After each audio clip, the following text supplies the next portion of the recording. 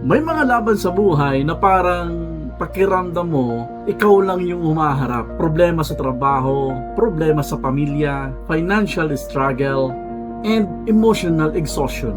At minsan iniisip mo, Lord, bakit parang ako lang?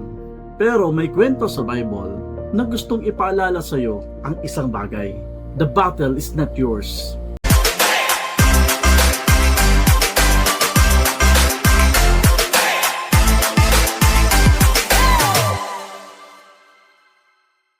In 2 Chronicles 20, naharap si King Jehoshaphat sa isang malaking problema, malaking krisis. 3 hukbo ang paparating na laban sa kanila.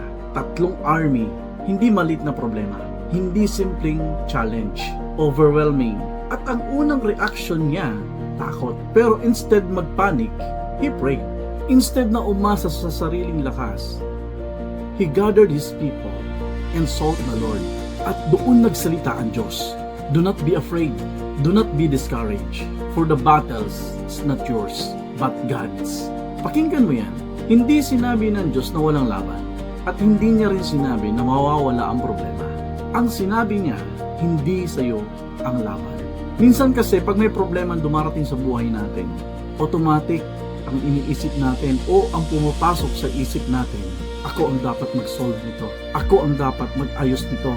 Ako ang dapat magdala nito. At unti-unti nauubos ka kasi punong-puno ka na ng pag-iisip ng mga ganung bagay. Pero may mga laban na hindi sa strategy maaayos. Hindi sa galing mo, hindi sa control mo, kundi sa tiwala mo. King Jehoshaphat did something powerful. Instead of placing soldiers in the front, he placed worshippers in the front.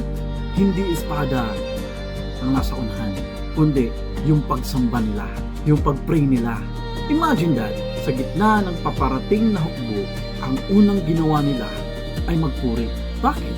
Because when the battles belong to God, your position changes. Hindi ka na pangunahing mandirigma, you become a worshipper. Hindi ibig sabihin wala ka nang gagawin. Still, may part ka pa rin. Obedience, faithfulness, and trust. Pero ang bigat ng resulta, hindi mo dala. May mga laban ka ngayon na pinipilit mong ikaw ang mag-control. Relationship conflict, work pressure, unfair treatment, and health anxiety. Of course, pagod ka na. Baka oras na para ibalik mo sa Diyos ang laban. The battle is not yours, it's God's. Hindi ibig sabihin magiging madali. Pero ibig sabihin, hindi ka mag-isa. May difference ang fighting alone versus fighting with God. Kapag ikaw lang, stress. Kapag kasama mo ang Diyos, peace kahit may storm.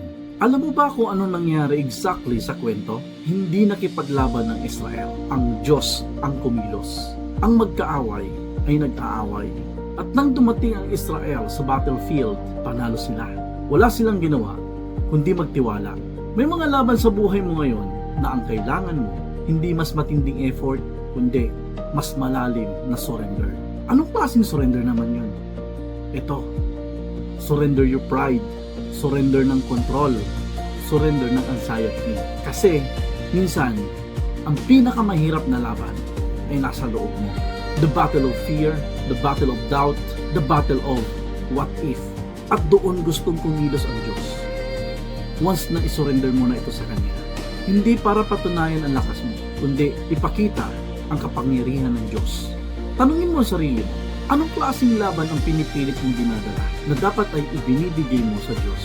Hindi mo kayang kontrolin ang lahat. Faith is not passive. Faith is trust in action. Mag-pray ka. Gawin mo ang tama. At magpakatapat ka. Pero huwag mong akuin ang resulta. The battle is not yours. And maybe tonight, hindi ka kailangan lumaban. Kailangan mo lang magtiwala. Let's pray for this. Lord, may mga laban kami na pakiramdam namin masyadong malaki. Pero paalalahanan mo kami na hindi namin kailangan dalhin ang lahat. Turuan mo kami magtiwala kahit hindi po namin nakikita ang outcome. At kung ang laban ay sa'yo, bigyan niyo po kami ng kapayapaan. Amen. You don't have to fight everything. Some battles are God's. This is Sherwin Talks. Stand still and watch Him move.